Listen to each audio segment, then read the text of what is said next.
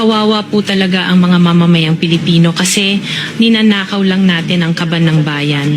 Pera ng taong bayan pero tayo ang nakikinabang. Hindi ba tayo nahiya? Ang mga mahihirap mas lalong naghihirap. Kaya tama na ang pangungurakot natin. Hindi lang naman kaming mga kontraktor ang nakikinabang dito. Marami din sa inyo, mga politiko, ang nagpapataba ng bulsa sa pangungurakot. Ang totoo, may hati-hati yan mula sa pinakamataas hanggang sa mga nasa gilid lang ng sistema. Huwag nyo kaming gawing panakip-butas kasi kung babalikan ang lahat ng transaksyon, makikita ninyong mas malaki pa ang napupunta sa inyo kaysa sa amin. Lahat tayo alam ang laro, pero pag nahuhuli, kami lang ang tinuturo at pinarurusahan. Kaya huwag ninyong ipakita sa publiko na malinis kayo dahil sa bawat proyekto may kapalit na porsyento para sa inyong mga opisina. Ang sistema mismo ang nagtutulak sa amin na sumunod kung hindi kami papayag, wala kaming makukuhang proyekto. Pero sa likod niyan, kayo rin ang pinakaunang nagdidikta kung magkano ang dapat itabi para sa inyo. Kaya kung talagang seryoso kayong mag-imbestiga, wag lang kaming kontraktor ang sisihin. Tingnan ninyo rin ang mga pangalan na nakaupo ngayon sa mga komite, sa mga ahensya, at lalo na sa mismong mga nagpapalakad ng gobyerno. Dahil sa totoo lang, pare-pareho tayong nasa iisang lamesa, iba-iba lang ang laki ng parte na nakukuha. Kawawa po talaga ang mga mamamayang Pilipino kasi ninanakaw lang natin ang kaban ng bayan. Pera ng taong bayan pero tayo ang nakikinabang. Hindi ba tayo nahiya? Ang mga mahihirap mas lalong naghihirap. Kaya tama na ang pangungurakot natin. Grabe mga kababayan, marami po ang mga isiniwalat at halos kumpleto po ito at halos natumbok po lahat ni Mrs. Diskaya kung ano nga po ba talaga ang problema, sino nga po ba talaga ang nagkamal ng pera ng taong bayan. Mga kababayan, nai-excite na ba kayo na muling bumalik at magsalita itong si Diskaya? Dahil sa tingin ko bagamat siya lang ang napaparusahan mga kababayan, siya po ang may mas malaki rin pong masasabi patungkol po dito sa flood corruption na ito. Kung ating matatandaan mga kababayan, di ho ba, marami po silang mga witness na pinatawag dyan. Ngunit itong mga Diskaya, sila mag-asawa, sila lang po ang nakulong at ito pong nasa gobyerno na umamin po mga kababayan. Itong mga Diskaya, hindi po sila talaga umamin Di ba? Pero ito pong mga nasa gobyerno mga kababayan, umamin sila. At nagsauli nga. Dahil doon sa pagbendalo ni Erwin Tulfo at saka ni Boyeng Rimulya na na magsauli na sila. Restoration ba yun? At ngayon mga kababayan, dahil umamin sila, dahil nagsauli sila sa kanilang mga ninakaw, ito na po mga kababayan ang kanilang reward mula dito sa ating Pangulong Marcos. Bernardo Opulencia Alcantara excluded sa inihaing kaso ng ombudsman. Sino ba si ombudsman mga kababayan? Ito si ombudsman. Sabi ni, sino ba si ombudsman Teka, sandali. Si ombudsman mga kababayan, ito po siya. Pasok, Tulfo. Hindi po batas ang pinag-uusapan. Wala ho tayong pakialam sa batas na yan. Wala daw ho tayong pakialam sa batas na yan. Hindi po batas ang pinag-uusapan mga kababayan. Ulitin natin, baka hindi nyo narinig. Ulitin nato. Hindi po batas ang pinag-uusapan. Wala ho tayong pakialam sa batas na yan. Sometimes, you have to bend the law to be able to please the people. Mas mataas po ang taong bayan sa batas. Am I right, Secretary? Yes, sir. Ayan po mga kababayan. Am I right, Secretary Rimulya? Kailangan natin i-bend, baluktutin ang batas para pamuran. Pamuran po ang mga magnanakaw. Ganito po ba ang ginawa ninyo dito? Binend ninyo yung batas? Binaluktot ninyo ang batas? Dito po sa mga umamin na nagnakaw, bilyon-bilyon ang nawala sa pera ng bayan, nagsauli ng milyon, pagkatapos absuelto na. Abay, kung ganun pala mga kababayan ang argumento nitong Marcos administration, magnakaw na lang din tayo lahat. Di ba? Magnakaw na lang tayo pagkatapos Halimbawa, magnakaw tayo ng bilyon-bilyong pera sa bayan, pagkatapos isauli natin 100 million, isa tayo. Umamin tayo, isauli natin 100 million, okay na. Di ba mga kababayan? Bakit? Kasi ganyan po ang bindalo nitong si Erwin Tulfo na sinang-ayunan ng that time ay Secretary of Justice na si Boyeng Rimulya na ngayon ay ombudsman, na ngayon ay nangunguna mga kababayan. Ang kapal na mukha, nangunguna daw sa ratings ngayon na most performing government daw po mga kababayan. Naniniwala ba kayo doon? Aba, may nakita po akong post na gano'n. Oo, may nakita po tayong post na gano'n mga kababayan. Ngayon, speaking of nakitang post, bago tayo mag-umpisa, sabi dito, nagkakaisang tumitindig para sa tama. Sabi ni Risa Hontiveros. Kulay pula, kulay pink. Mukhang mukhang namayani na yung kulay ng kakampit mga kababayan. Itong tanong ko muna sa inyo bago tayo mag-umpisa. Ilan kaya dito ang mahahagip pag nag-umpisa na ang subcommittee ng Blue Ribbon tungkol sa pag-iimbestiga dito sa flood corruption, mga kababayan? Sa tingin nyo, bilangin nyo nga, dalawang Tulfo, magkapatid, Kiko, Bam, JV, basta yan mga nandyan, yung 10, wala sila tulapid dyan, alam ko eh. Hindi po sila, kasi di ba, 11 silang minority, pero hindi natin nakita si Alam ko lang mga kababayan, nakita nyo ba si Lito Lapid na kasama nilang nag-walk out? Mukhang hindi ko nakita eh. Baka nauna na kasi sabi nila mas mabilis pa sa alas 4. 3:59, naka-out na yun si Lito Lapid. Hindi mga kababayan, ito po ang ating pag-uusapan ngayon. Excited na ba kayo na muling buksan na ang Blue Ribbon Flood Control Corruption? Kung excited na kayo, panoorin natin sabay-sabay kung ano ang maaari nating mapanood pag nag-umpisa na ang Blue Ribbon Committee. At sino-sino ang dapat mabanggit at dapat imbitahin at dapat makulong at managot dito sa pagnanakaw sa pera ng bayan. Yan po ang ating pag-uusapan mga kababayan. Ngunit bago yan, sa mga ngayon palang nakabisita sa aking channel, nakikisuyo po ako, paki-like at paki-share ng video ito. Kung inyo mamarapatin, paki-subscribe na rin. Ayun po, naka-live po ang ating subscribers count. Habang nagbibideo po tayo dito ngayon, aandar po yan pag nag-subscribe ka po, pag hindi ka pa subscribers. Doon naman sa mga matatagal ko ng subscribers, no need na po, like na lang at saka share ang inyong gagawin. Isang beses lang po tayo pwede mag-subscribe. Okay po? Maraming salamat sa inyo. At lahat ng yan, wala pong bayad. Okay? Walang bayad. Subscribe, follow, subscribe, share at saka like. Wala pong bayad lahat yan. Okay? Tatanawin ko po malaking utang na loob yan sa inyo mga kababayan. Punta na po natin ang mga detalye ng ating pag-uusapan ngayon. Napakaganda po nito ng ating pag-uusapan. Ito po. Panoorin muna natin itong sinasabi dito ni Attorney Mike, dating Congressman Mike Defensor. Corruption na nangyari dito sa ating bansa. Alam niyo ho, sa sitwasyon natin ngayon, umigit kumulang 40 na kaming nakasuhan.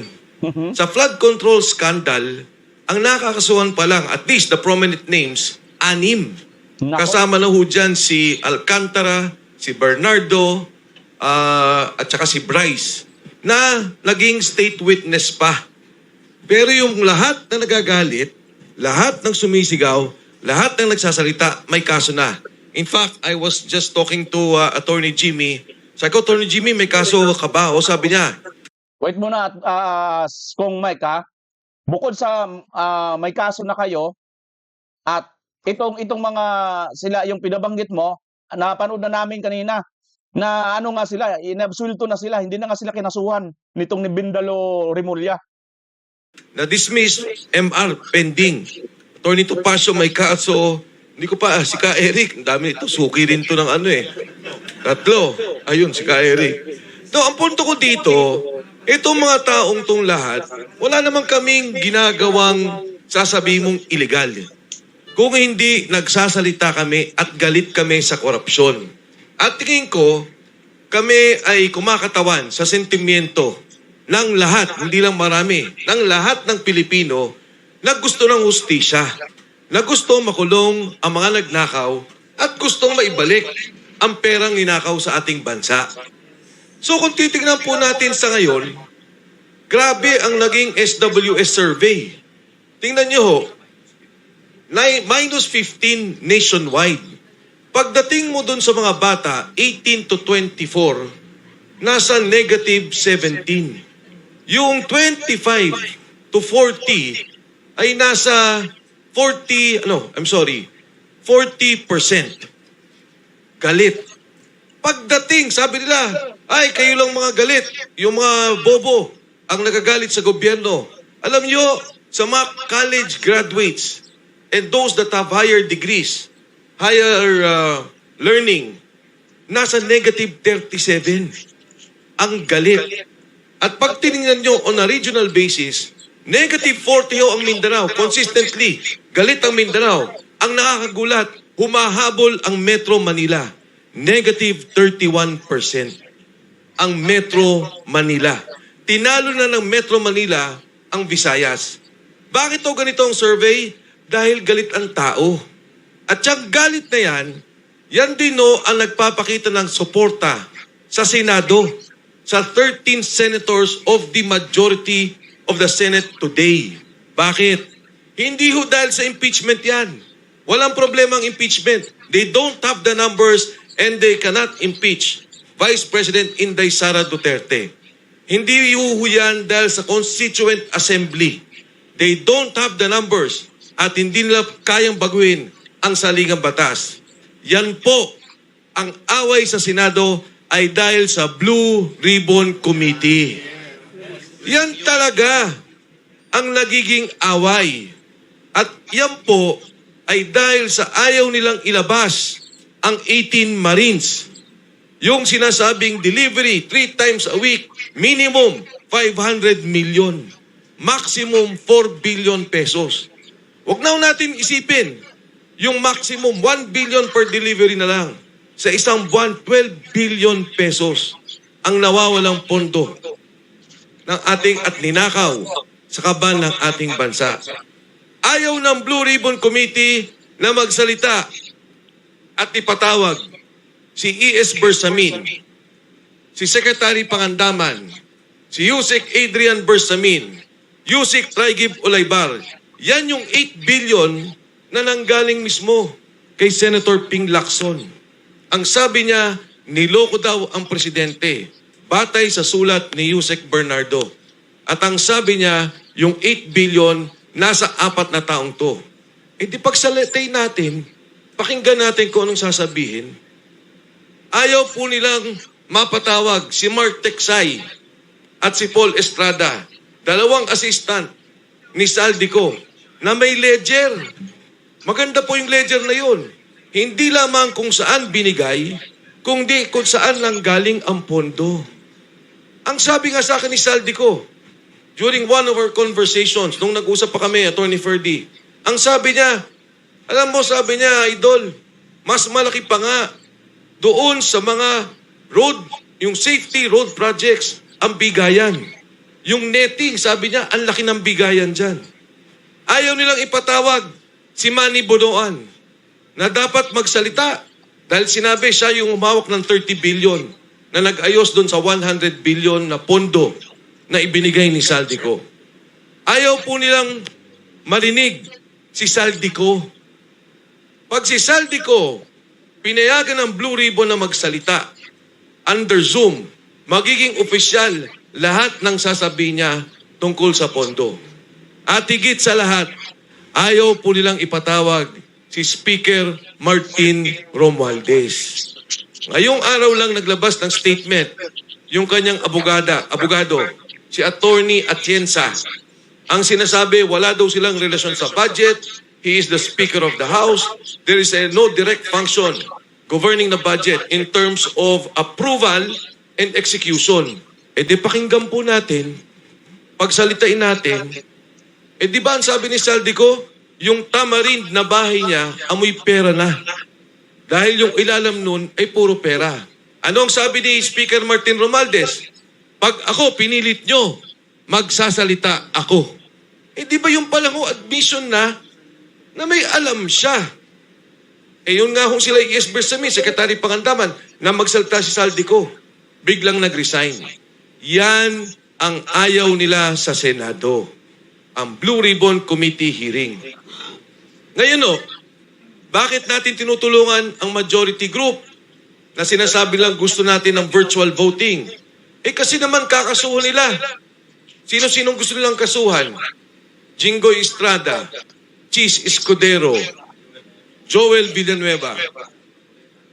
May 2 kaso pa kila Villar, pero ito yung 3 pending for plunder.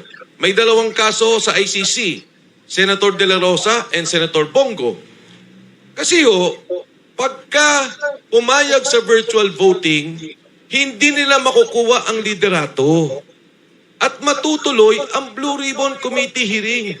Kahit na maaresto yung 5 yan, hindi nila ma-impeach si Vice President Inday Sara Duterte because they still need 16 votes.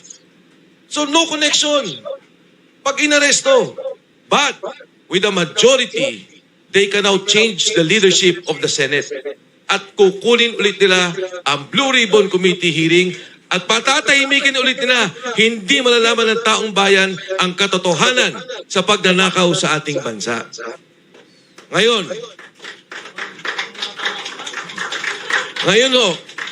kami ngayon ni Senator Marcoleta biglang nagkakaso. Plunder, non-bailable. Pag hinuli kami, ang bilis. Yun nga sinasabi ko, kaming 40, yung mga nagsasalita, wala kaming sinasabing mag-armas tayo, magrevolusyon tayo, pumatay tayo. Wait muna guys May binabanggit siya kanina kay Mark Tiksay. Alam nyo ba mga kababayan na binabanggit po yan? Ito po Kaya sino kaya itong takot na takot mga kababayan na maaring may magsalita at maaring madamay? Di ba sinabi ni Senator Senator Cayetano na bakit takot ito? They're in a hurry because of news reports that probably 2 of our colleagues might land in jail this weekend. Is that the reason why? It's just like us saying, are you afraid if we have the hearing on the Blue Ribbon on flood control, mababanggit ka rin? Ayan mga kababayan, pagka nagkaroon na ng Blue Ribbon hearing, mababanggit din ito. Itong si Erwin Tulfo. Mukhang nabulaga dito si Tulfo mga kababayan. Kaya talaga, yung minority, ang tawag talaga sa kanila, Bulaga 11. Ayan po mga kababayan, Ayon dito, ako, Gumban, kasama sina Mark Tiksay at Henry Wabina ay nag-deliver kay Senator Erwin Tulfo ng 6 na medium size malita sa isang bahay sa Green Hills Subdivision. Senator Erwin Tulfo posibleng imbestigahan ng Blue Ribbon Subcommittee. 6 na medium size ng malita dinideliver sa bahay ni Senator Erwin Tulfo.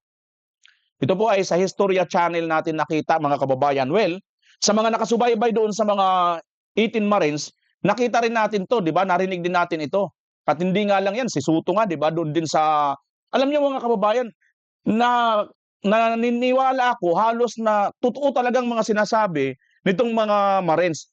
I mean, sinasabi lang natin para din doon sa mga sinasabi. Masyado naman kasi kayong sobrang opinionated na Hindi nyo na binibigyan ng benefit of the doubt. Itong sinasabi ko, on the benefit of the doubt, ako hindi dahil sa hindi ako kumbinsido doon sa mga ex-Marines, kundi sinasabi ko ito, naniniwala ako doon sa mga yun kasi with description Tingnan nyo po ito, Green Hills Subdivision. Talaga nga bang taga Green Hills Subdivision si Tulfo? Taga doon. Si Suto, may opisina ba talaga doon sa Baclaran? Meron. Bata pa ako mga kababayan, nagtrabaho ako dati sa isang school at kumukulikta ako dati ng cheque kasi nga yung school na yon paaralan ng mga pipi, mayroon siyang ini-sponsoran doon, So kumukulikta ako doon para doon sa kanyang ini-sponsoran kasi nga pang private pang mayaman yung school na pinagtrabahoan ko dati. So may collection ako doon for sponsorship. So alam ko na mayroong opisina sa Baclaran itong si Senator Soto.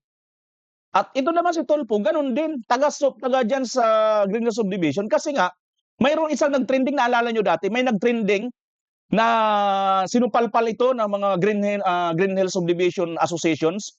Naalala niyo 'yun, mga kababayan? O yan. Mga ano ba, mga sideties na ang tawag siguro sa mga ito, corroborating evidence. Yung nagko-corroborate ba, nagkakadugtong-dugtong, nagkakatugma-tugma ang mga circumstances at ang mga ebidensya. Gets niyo, mga kababayan? Salamat kung nagigits niyo ang aking mga paliwanag. Okay, tuloy na natin si ano. So ito, si Tulfo, mga kababayan, isa po ito sa nabanggit ni Gumban. Ako si Gumban, kasama sina Mark Tiksay at Henry Wabina nag-deliver kay Tulfo.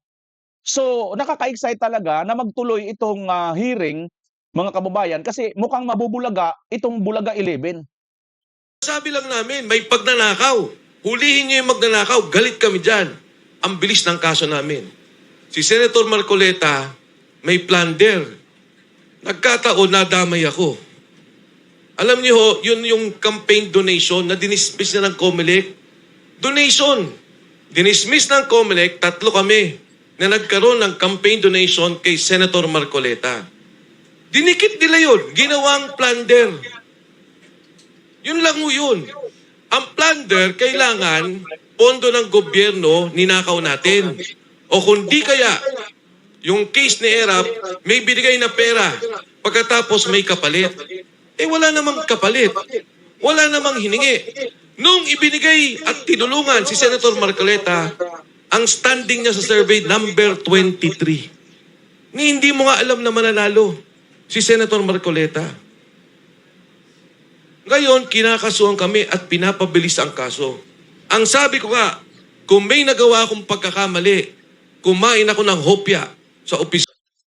Ayun, mga kababayan, iba ng issue yun, pero konektado pa rin. Kasi si Senator Marcoleta, dahil nga siya yung nanguna talaga dito sa pag-iimbestiga sa Blue Ribbon, siya yung una talagang tinarget. At birin nyo, napaka-hawsyaw nitong kanilang ginagawang kaso dito kay Senator Marcoleta at dito kay Congressman Mike Defensor.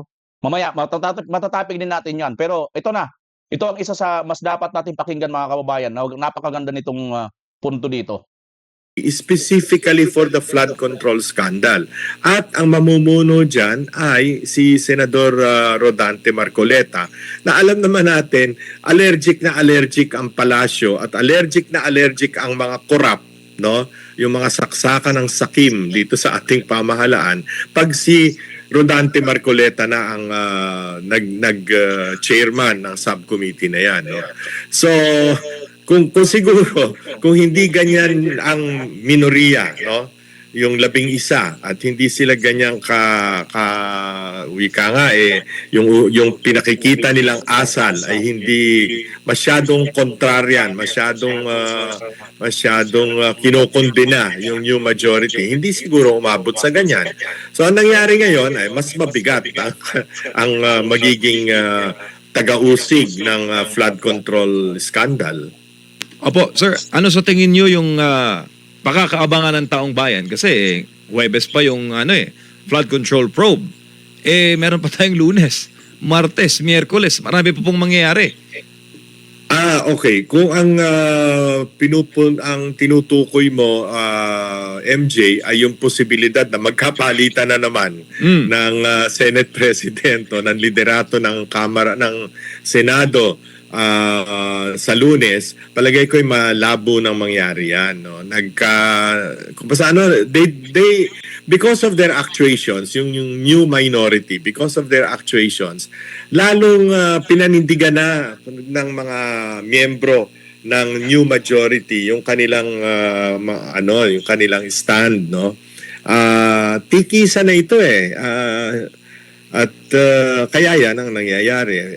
Palagay ko, tuloy yung June 4 na Blue Ribbon Committee hearing at sana panawagan ito ng palagay ko halos lahat ng ating mga kababayan, panawagan na tawagin na yung 18 mga dating sundalo, yung mga retirado o resigned na sundalo na pilit na pinagtatakpan ng NBI, ng Senado nung nakaraan, no? Ayaw nilang marinig ang salaysay ng mga ito patungkol doon sa mga libo-libong maleta na punong-puno ng pera, ng bilyon-bilyong pera, no?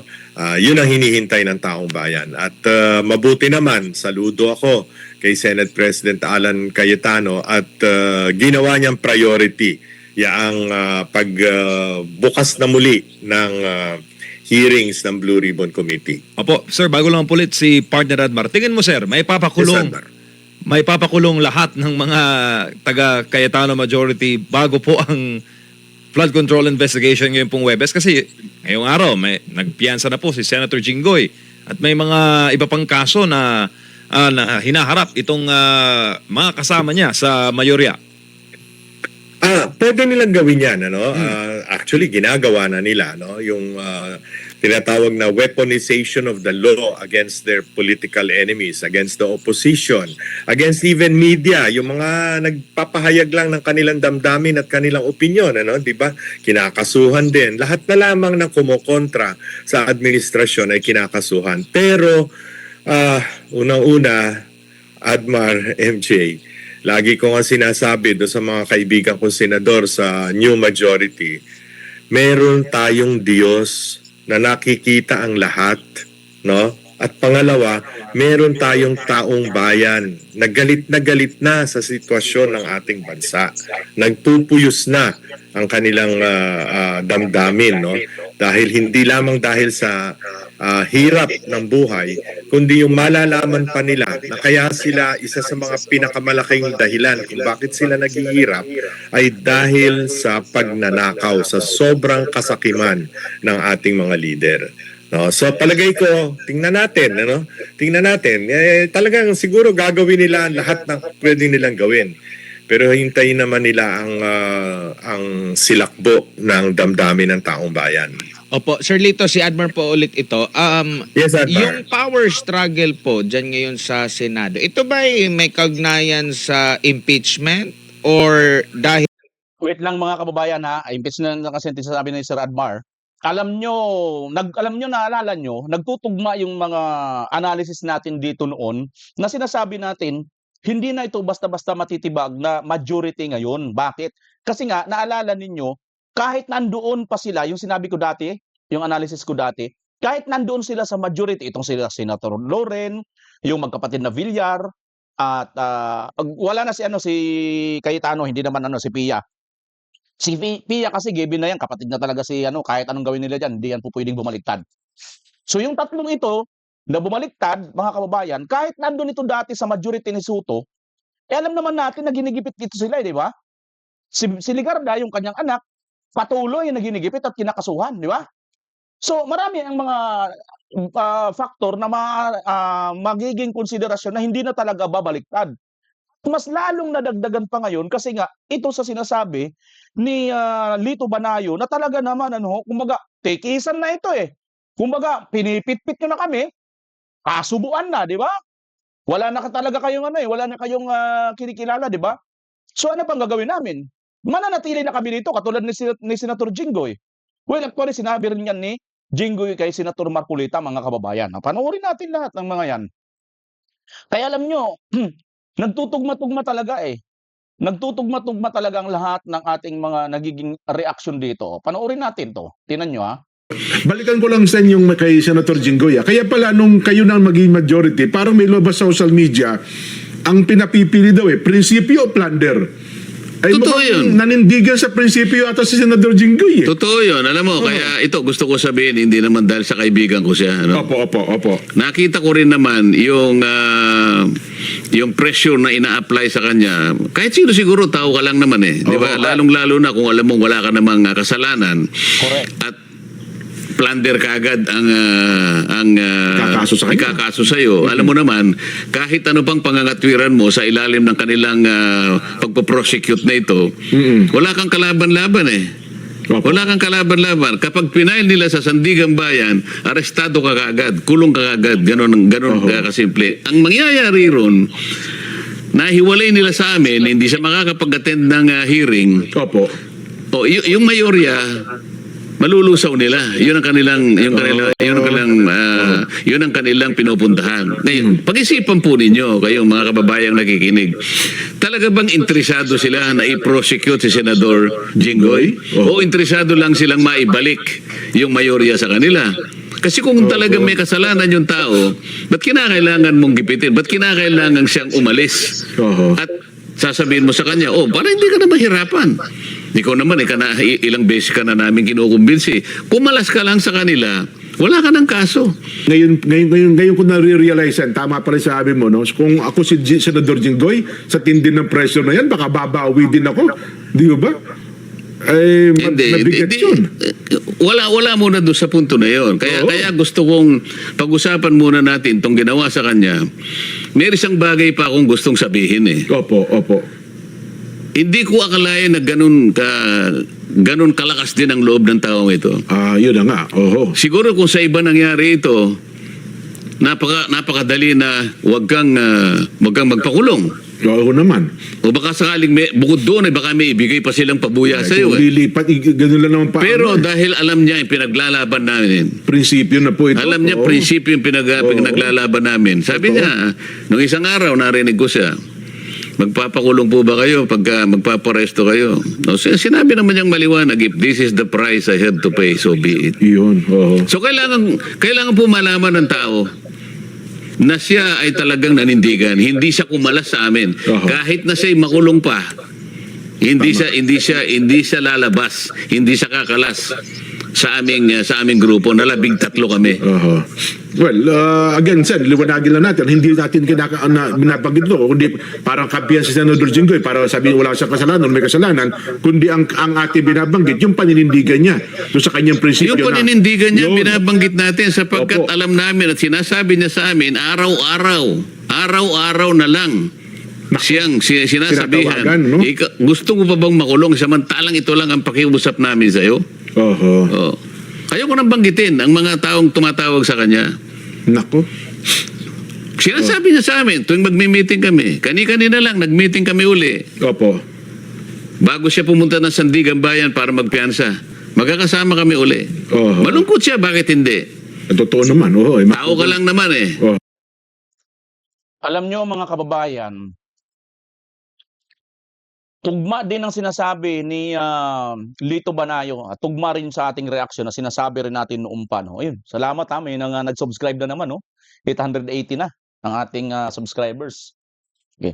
Alam nyo mga kababayan, sa totoo lang, tumutugma talaga ang ating analysis. Itong si Senator Jinggoy, masyado talaga nilang minamaliit. Sa tingin ko ako, sa sarili ko lang analysis masyado nilang minamaliit itong si Senator Jinggoy. Para bagang sinasabi nila, total, dati ka na rin naman ang nakulong di ba? Gusto mo ba makulong uli? Para bagang tinatawaran na nila yung kakayahan ni Senator Jinggoy na manindigan. Na siguro ang isip na itong mga ito, ako duda ko hindi ko naman papangalanan. Duda ko, ayaw pangalanan ng Senator Marcolita kung sinong tumatawag kay Senator Jinggoy at kumukumbinsi sa kanya. Sa tingin ko mga kapwa nila senador. Kinukumbinsi si Senator Jinggoy na bumaliktad. Pero wala akong papangalanan Pero mga kapwa senador nila yan. Maniwala kayo sa hindi mga kababayan. Pero wala tayong pinapangalanan Huwag nyo na lang pangalanan para iwas tayo ng kasong libel. Pero napakalakas ng kutob ko. Kayo ba? Kutob nyo ba? Parehas ba tayo ng kutob? Napakalakas niya ng kutob ko mga kababayan. Na yan nga ang dahilan kung bakit itong Senator Jinggoy, araw-araw halos tinatawagan, tinatakot. Gusto mo bang makulong? Samantalang kung babaliktad ka, hindi ka makukulong. Hinahamon talaga si Senator Jinggoy nito pong mga hudas para bumaliktad. At hinahamon ang kanyang pagiging tapat sa bayan. Kaya good job, Senator Jinggoy. Sabi nga ni Lito Banayo, may Diyos tayo At ang taong bayan, nagpupuyos na yan. No? Tingnan nyo nga lahat. Tingnan nyo nga lahat ng mga reaksyon. Mismong si BBM na may post. Marami pa rin ang nakahaha-react. Ibig sabihin, pinagtatawanan si Marcos. Sarili niya ng vlog yan. Sarili niya ng post yan. Pinagtatawanan. Di ba? Wala po na naniniwala na sa kanila. Sino na lang naniniwala? Siyempre yung mga troll nila, yung mga vloggers nilang bayaran, at siyempre yung mga mainstream media na ayon sa mga Marines ay mga tumanggap din ng malita. Kaya siguro dito na, magbantay-bantay na kayo. Siguro, sabi nga ni Senator Alan, mag-repent na kayo, kayong mga mababanggit. Mababanggit sa malita. Dahil 'di ba sabi, pati ang mga mainstream media, pati itong mga judges ng ICC, pati itong mga pare, at lalo naman ang mga kongresista. Kaya excited na ba kayo mga kababayan? Excited na rin ako eh. Pero kapit lang tayo. Nagtutugma-tugma na lahat ang ating mga analysis na ginagawa dito at ang mga pangyayari. Kasi tingnan nyo hindi naman papayag siguro ang Diyos na lahat na lang, magsabwatan na lang para gipitin, para walang hiyain, hudasin ang taong bayan. Alam ko hindi papayag yun sa taas eh. Magpapadala siya ng isang tao, isang sitwasyon na para naman tumimpla, mag-balance. Kaya mahalaga tayo, mahalaga kayo. Tayong mga sumusuporta, dito lang ang kaya natin. Makinood, makishare, makilike. Kami naman ng mga vlogger, ganun din. Magsalita kami, patuloy kami magsalita. Ganun din kayo, pwede kayo mag-ano sa mga social media, maki-engage. Sabihin nyo lang ang mga hinaing ninyo, ayan ano. Nandun naman tayo sa Freedom of Speech, Article 3, Section 4. Hindi po tayo nagkakasala. Basta pasok ka lang dyan. Huwag ka lang maninirang personal. Issue lang tayo. Tuloy natin mga kababayan. Tingnan mo yung ginawa nila sa akin, Jen. Yan. Opo. Ako, hindi nila ako kinakausap for obvious reason. Di ba? Anong ginawa nila? Hindi nila kayo mapipressure. Nag-invento sila. Oho. Saan ka naman nakakita, Jen? Para sana maintindihan sana ng mas madali.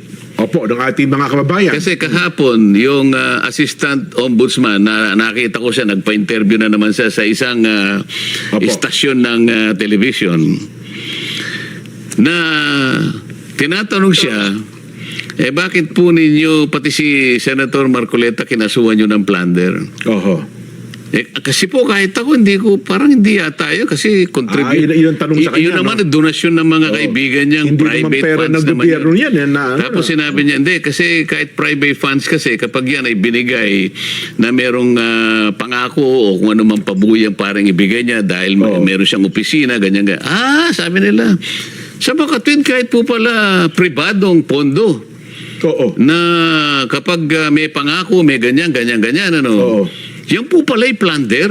Oo, sabi niya gano'n. Bigat, ano? Oo. Ang nakakapagtaka doon, Jen, wala man lang siyang nasabi kahit konti.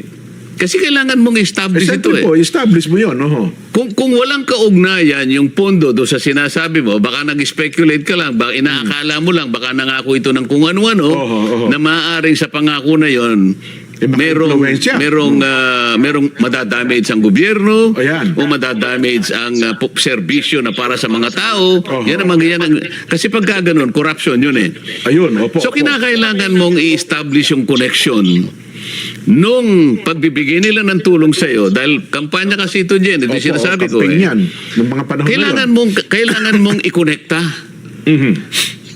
Pinakikinggan ko siya, wala man lang siyang masabi na koneksyon. Pagkatapos, bumalik na naman sa iba. Alam mo, ang plunder kasi, kaya mas marami yung napagtatalo kami, sabi siya, mahirap kasi kanyang i-prosecute ang plunder. Kaya, alam mo kasi, pag plunder kasi, corruption yan, katiwalian, talagang wala kang makitang resibo, wala kang makitang paper trail. Opo, ganyan, kasi plunder nga raw, kaya napakahirap talaga. Opo. Ngayon, ang sinasabi nila, siya inamin niya eh. Siya mismong nagbigay ng katibayan. Sa palatuntunan natin ito. Sabi niya, parang admission against interest. Tingnan mo itong mga taong ito. Siguro para sa mga kababayan nating nag-iisip. Si Senator Marcoleta, kumandidato ng 2025 election, may kaibigan siya, tumulong sa kanya. Nagkataon kasi yung mga tulong na binigay ay wala pang campaign period. Hindi pa po. Pero yung tulong na yon ay sakop ng election period. Ang election period kasi Jen ay 1 year before the election. So Yes isang po. taong singkat yun. Ano? Opo, oo. Pero yung campaign period magsisimula ng February 11 O, 90 days ata national. hanggang 90 days yan. Opo, 90 days, Hanggang opo. sa ikaw ay manalo na. Ano? Ngayon, so sabi ko, ang trato ko dyan donation kasi wala pang campaign period. Opo. January. Ang campaign period kasi February 11 ang umpisa. Opo, oho. Dapat, kapag binigay during the campaign period, contribution. February 11 Ngayon, pataas. Opo. ito nang submit ako ng SOSE, liwanagin natin para makita ng mga kababayan natin. Doon sa SOSE ko, sinabi ko, ang aking expenditures, yung ginastos ko, Opo, sa kampanya. 112 million pesos. Opo. Okay. Oho. Ngayon, sinisita nila ako, paano ka makakagasta ng 112 million? Tiningnan nila yung SALN ko, yung net worth ko is only 52 million. Mas malaki ang yung ginastos mo. Teka muna, ito lang ang pera niya. Saan siya kukuha ka ng Ng 112 million. ng 112? Oho. No, sabi ko, hindi mo na ako kumikibo nun dahil hindi ko na pinapansin noon di ba? Opo. Nung magpasya na ako mag-explica sa COMELEC dahil sa binigyan ako ng parang isang magpaliwanag ka, sabi niya. Opo, ipaliwanag niyo po yung side ninyo. Opo, Bakit yun dito? hinangan ako ng kaukulang pagpapaliwanag. Show cause order ang tawag doon, Jen. Opo. Hindi pinaliwanag ko na na-receive ko po itong donation sa 3 kaibigan na nagkakahalaga ng 75 million. Yes, opo. Siniyasat nilang ganon. Sa batas kasi natin, sabi kong ganon, at yun naman ay pinagpasyahan ng Korte Suprema, kapag labas sa sa campaign period, Opo. pwedeng donation yon. Okay? Opo. At sabi naman ng Supreme Court sa kanyang pagdidesisyon, hindi pa siya kanya kandidato noon. Ayun. Magiging kandidato lang siya pag magpa-participate siya during the campaign period. na. Okay. Opo. So nung makita ng COMELEC, wala kanya siyang No. wala siyang kasalanan dyan. Walang- Maayos ang kanyang pagpapaliwanag. Mhm. Ang bumoto dyan, 6-0. Opo. Ibig sabihin, halos silang lahat. Lahat ng commissioners. Kaya lang siguro 6-0 kasi yung chairman nila, hindi siya nag-participate. Nag-inhibit yata siya. Baka kung hindi siya nag-inhibit, 7-0. 7-0. Ang ibig sabihin, maliwanag sa COMELEC na nagtapat lang ako. Mhm. Ngayon, Naging transparent kayo, Sen. Opo. okay. So 112 million ang ginastos ko. Ito na naman ang banggit ng ng Sandigan Bayan. Sige, palagay mo kanyang, kung na-receive niya kanya 75 million, bakit nung isubmit niya yung SALN dated December 31, 2025, opo. ba't di niya nilagay sa SALN yung 75 million? Hindi ayun nag-reflect doon sa sakin Ba't ninyo. hindi niya na-reflect? Opo, oo. Paano ko naman i-reflect mga kababayan? Ginastos ko nga Oho. Hindi nyo naman asset yun eh. Hindi naman kagaya ng iba. Baka yung iba nga, baka sila yung nabigyan. Aha. Pero hindi ginastos. Baka yun ang Yun problematic. ang nabigyan. Tingnan mo dyan, ba't ko Opo. kinukwento to? Kapag ka pala ikaw ay nagtatapat sa ngalan ng transparency, lahat kailangan ipagtapat mo. Diba, papaplander ka pa Oho. Yung mga hindi nagtatapat, yung nagtatago ng resibo, kaya hirap na hirap ang Sandigan Bayan, yun ang pinipilit Hindi i-plunder. nagdeklara ng totoo. So kung hindi ka nagsasabi ng totoo, mapaplander ka. Pag nagsasabi ka ng totoo, ipaplander ka. Ay, saan pupunta yung tao dyan? Ilan kayang kandidato magmula nung 19 kopong-kopong Aha. ang humingi ng tulong sa kanilang kaibigan o lalo na sa mga oligarchs na yan ang pinangakuan nila? Opo. Ilan kaya ang kinasuhan ng plunder? Ah. Sa Ayan mga kababayan, bukod dito, ito na po, clear na po si Senator Marcolita, mismo ng COMELEC. Panoorin niyo 'to mga kababayan. COMELEC mismo ang nag-clear sa kanya, si Garcia. At binanggit naman ni Senator Marcolita, halos unanimous sila doon. Isa lang yung hindi bumuto, ito. Siyempre siya ang chairman, parang sila yung nag-uusig di ba?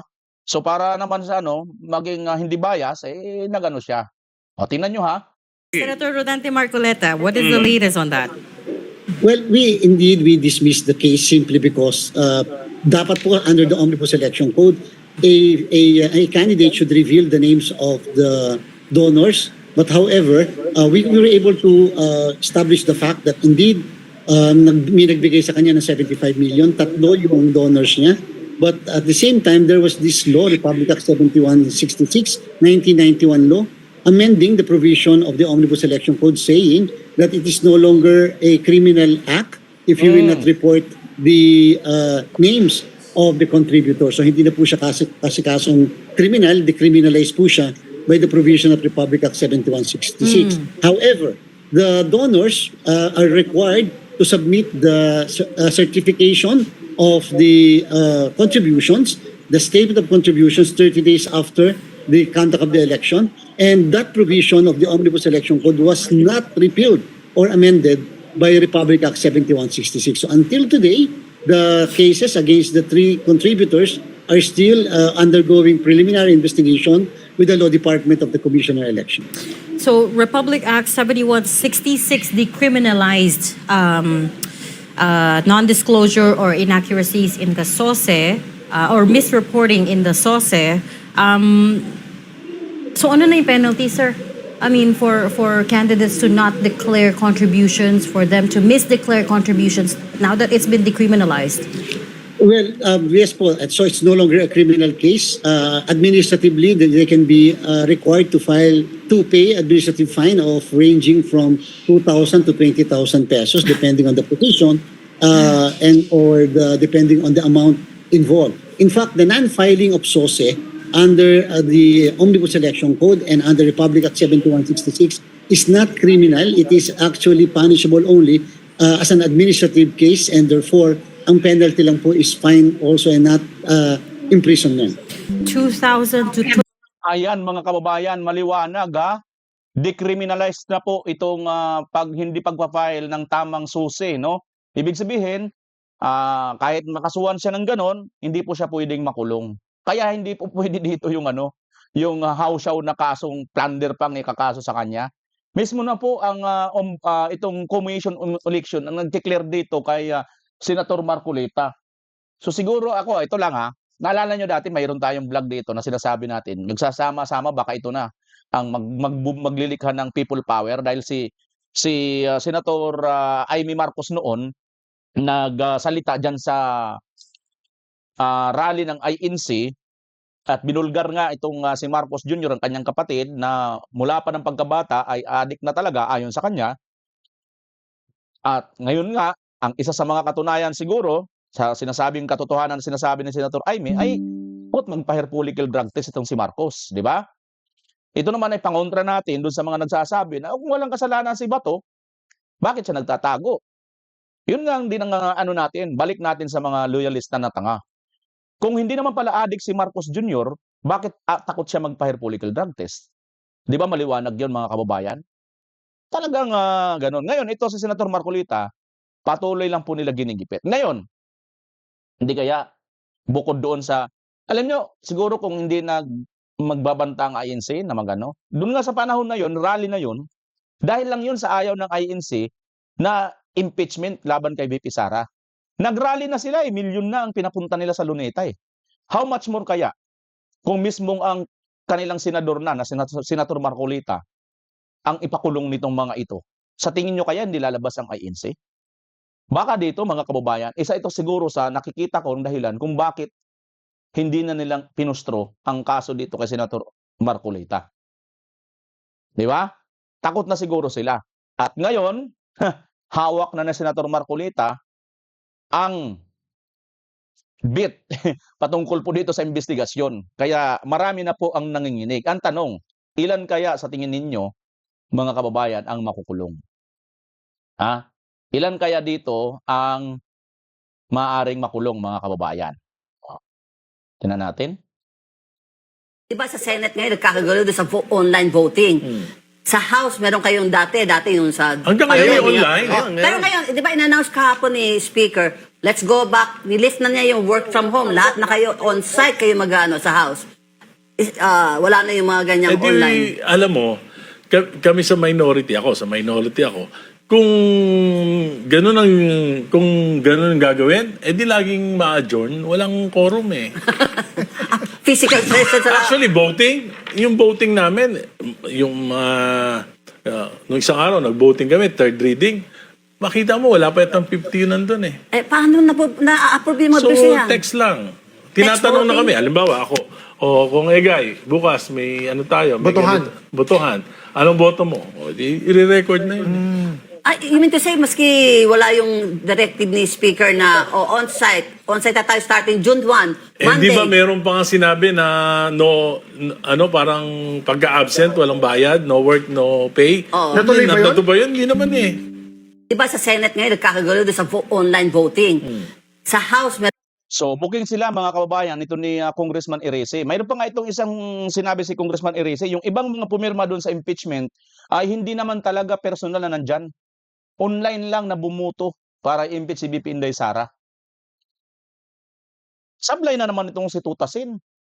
So, tumama na naman sa Senator Marcolita na sinasabi ni Senator Marcolita na ang hirap kasi dito sa ibang mga ito, walang mga legal background. Na ikinasakit naman ni Bindalo Tulfo. Di ba? At ito na naman, dagdagan pa natin, sablay na naman si Tito Sin dito mga kababayan. Mayroon na naman siyang komentaryo dito sa subcommittee na to, nabubuksan. Talagang nakita na po ng taong bayan. Ito po talaga ang gusto nilang hindi matuloy at pinipigilan nila. Ito po talaga ang kanilang pinagtatpan mga kababayan. Itong investigasyon sa Blue Ribbon Committee ng flood control. Maliwanag na po yan. Established na po yan. Ito lang po talaga ang kanilang ano. Wala po yung impeachment na yan. Wala pong kwenta yan. Maniwala kayo mga kababayan. Hindi po yan. Hindi po itong sa impeachment ni BP Inday. Ano pa ba? Ano pa bang mga ano na pinag-aanuhan nila? Hindi po yan. Ito po talaga. Ito yung main mga kababayan. Kita nyo, sinasabi niya daw, illegal daw yung subcommittee. Kasi wala daw quorum. Hindi daw aprobado. Illegal nga ba? O, tingnan niyo mga kababayan ito. Tingnan natin kung illegal nga ba? Tama nga ba ito si si Soto sa kanyang sinasabing illegal yan? O, tingnan niyo ha mga kababayan. Bakit kayo nagsisinungaling sa bayang Pilipino, Mr. Soto? Sabi niya rito, former Senate President Soto's assertion that a subcommittee is illegal is false. False daw pala ito mga kababayan. Bakit? Ito pala yun, no? Excuse me. Ito ang Senate Roll Book. Section 17. The transmittal of matters to the committees may be done with instructions through a motion by a majority of the senators present. Section 18. The membership of the permanent committees, including their respective chairpersons, shall be chosen by the Senate. The chairperson of each committee may designate, di ba? Ito na naman yung sinasabi ninyo, di ba? Ginagamit nyo ito doon sa ICC. May surrender. O ito, ginagamit nyo dito. May designate. Ayaw nyo? The vice chairperson or such vice chairpersons of the committee and create such subcommittees as may be deemed necessary. O ayun, no? Ayan mga kababayan, no? Maliwanag po ito. Nasa rule book pala yan ng Senado, section 17 at 18. Hindi pala ito illegal. Ikaw naman talaga, Soto. Oh. Palibasa kasi school vocal university ka eh. No? Oh. Palibasa kasi school vocal university ka. Kaya naman pala lahat ng mga ano ninyo, puro kayo talaga iwas. Ito pala ang booking na kayo. Hindi ICC, hindi impeachment, kundi ito talaga. Ito talaga ang iniiwasan ninyo at pinagtatakpan ninyo. Bakit? Tingnan nyo itong isang hindi talaga mapapabaliktad. Kahit kailan mga kababayan, hindi talaga ito mapapabaliktad. Bakit? Kasi nagsabi na po sa Senator Alan Cayetano na walang sasantuhin. Presidente man, Vice President man, mga senador man, mga congressman ang tamaan. Kahit sino, walang sasantuhin. Check nyo nga ito mga kababayan kung sino ba ito na talagang kahit pumuti pa ang uwak, hindi ito babaliktad. May post si Attorney Harry Roque 16 hours ago. Kaya pala sabi niya, ito yun. During Mig Zubere leadership, 2023 and 2024 national budget, unprogrammed mga kababayan appropriation, UA, 668 billion inserted. Department of Public Works in Highways, DPWH, 612 billion.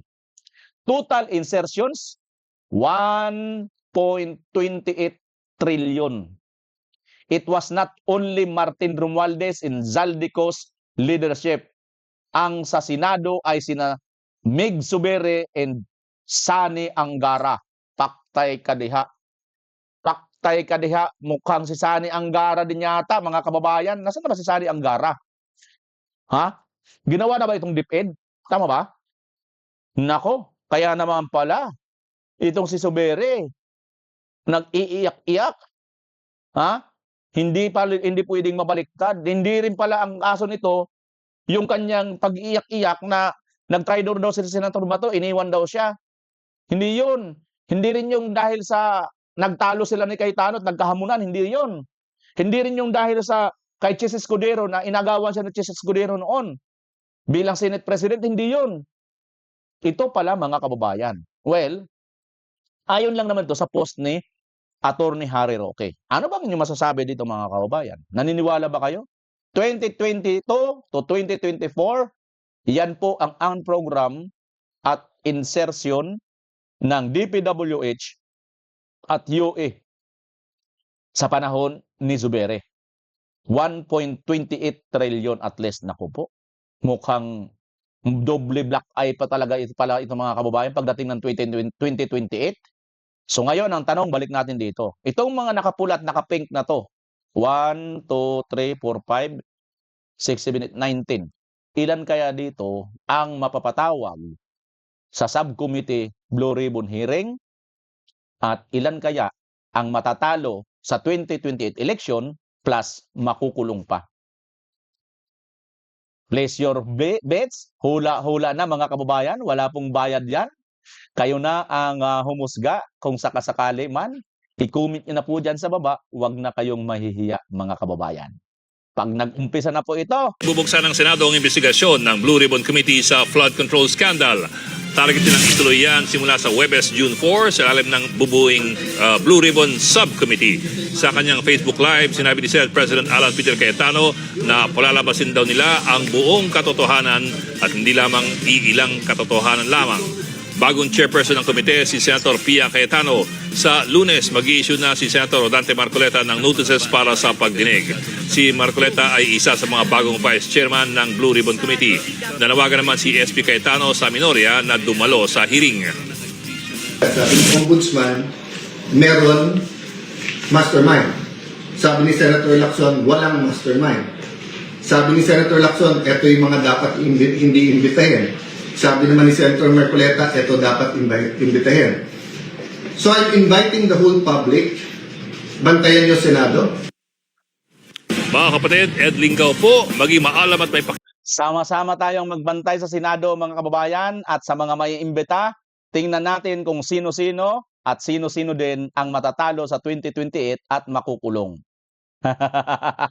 Nandito na po tayo sa exciting part. At tungkol naman sa mga nagtatanong mga kababayan, na teka sandali, mayroon pang Huwebes ito eh, may 3 araw pa, baka naman magkapalitan at bigla na naman makuha nila ang liderato ng Senado.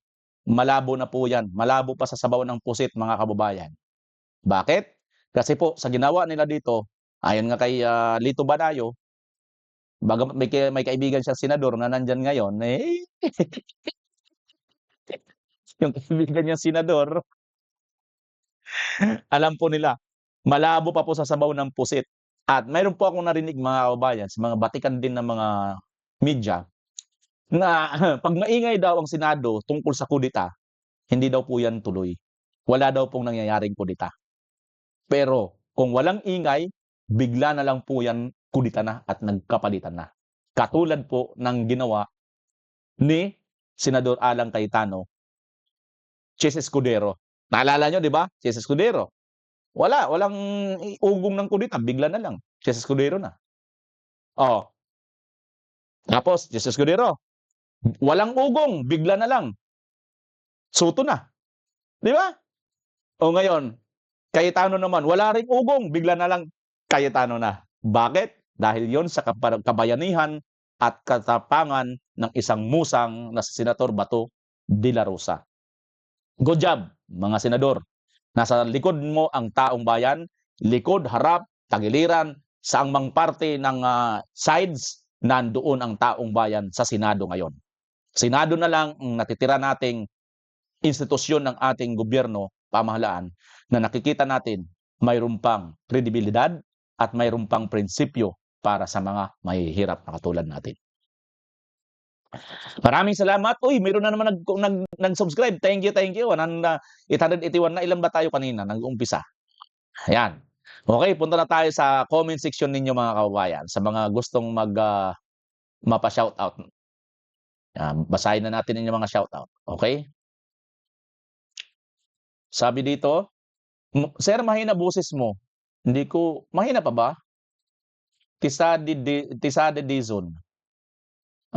Paggising ko sa umaga, hinahanap ko channel mo kasi ikaw yung may bagong balita, bago mga iba pa, TY. Sabi ni Ana Maria Feria. Uy, thank you sa iyo, Ma'am Ana, ha.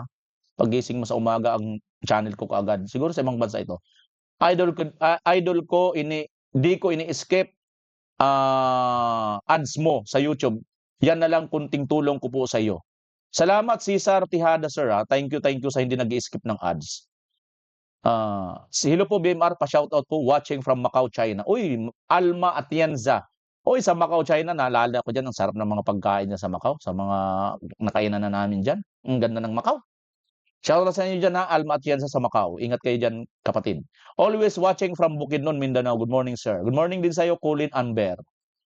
Richie Panyero, watching from Singapore. Si Richie Panyero, lagi natin isoke yan.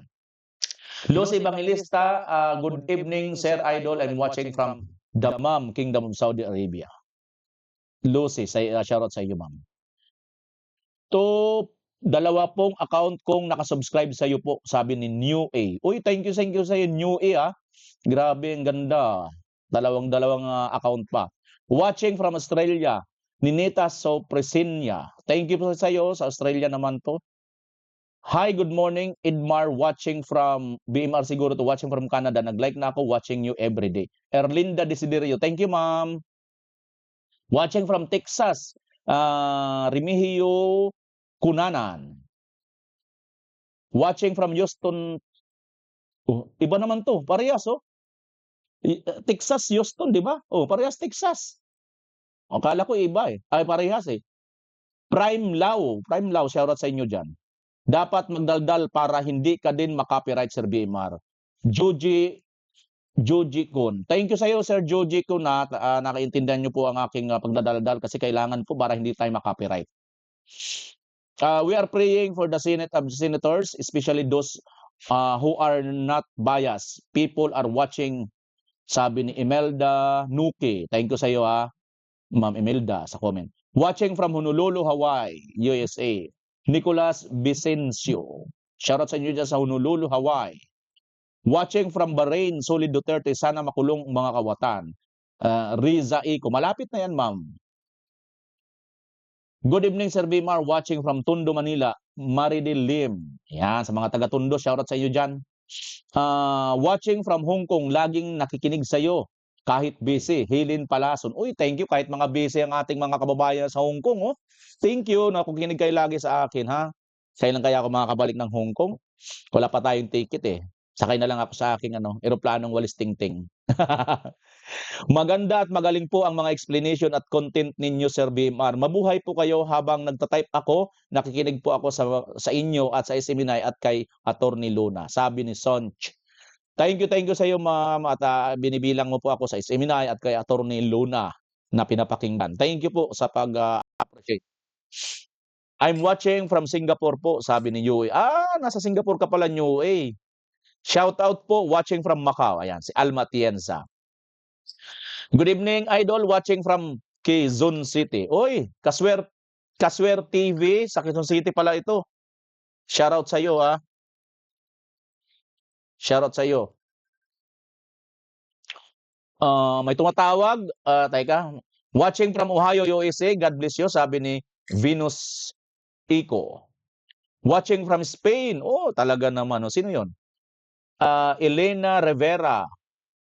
Sir, parati kaming manonood sa iyo ng asawa ko from Yokohama, Japan. Nishimura Rihina. Oy, konnichiwa dyan sa Japan. Domo arigatou gozaimasu. Ne. Ne. Tumadache. Hai. Kumbawa ne. Nakpul ne. Joke lang. Wakaranay. Sana patnubayan ng Panginoong Diyos ang ating bansa, sabi ni Rebelin Gable. Hello po kapatid, team replay. Sabi ni Barkadahan FM forever worldwide. Wow, ang ganda naman ng ating Barkadahan, forever na siya worldwide. Nanonood na talaga ako, Sir Bimar, sa channel sa iyo kasi maayos kang magpaliwanag at salamat din kay SP Attorney Alan Peter Cayetano. Ang ganda. Bash Saraman. Thank you sa iyo, brother Bash Saraman or ma'am. Watching from East Inde, Lanao Norte. Saan yung East Inde? Bingbong East Inde. Shoutout sa iyo. Subscribe ko, Dugay na Rulan. Oy, si Ate Evangeline Ligaspi ng New York. Yung ating DDS New York, yan po sila Ate Evangeline Ligaspi. Grupo nila yan, yung mga nagrarally dyan. Watching from Qatar, Qatarman, Camiguin. Oh, sandali. Watching from Qatar, Qatarman. Sama rin yung Qatarman Camiguin. Shout out ako sa Sagaw Volume Jurial of Qatarman, Camiguin. May Qatarman pala sa Camiguin. Teresa Pangan. Shout out sa inyo dyan sa Qatarman. Jurial of Qatarman, Camiguin. Mubawa from Japan. Sabi ni Byron Binarinti, Mubawa. Baka Kumbawa. Ganun ba? Okay, sige. I'm watching from Kuwait. Mega shout out. Ilo family. Tambal, Bacalanas, Villanueva, Miss Oriental. She Colors. Yan, She Colors. Ilo family. Tambal, Bacalanas. Mabuhay ka, Bimar. Sana umpisan na flood control. Danny Dikdikan. Didikdikin na po yan, sir. Saludo po kami. Solid DDS, sabi naman ni Biana Aranda. Pablito kanina. Shoutout naman din sa iyo, New A. Shoutout na kita. Tama yan, Alan, Sir Alan Sabayan. Sabi ni Imelda Nuke. Okay, mga kabayan. Ayan na po ang ating mga nagpa-shoutout. Okay? Ayan. Maraming salamat po muli sa inyo lahat. Pilipinas. Uy, 883 na. Nadagdagan na naman. Subscribe lang po kayo. Makikita nyo po. Naka-live po ang ating subscriber count. Thank you. Pilipinas as always. Bye-bye.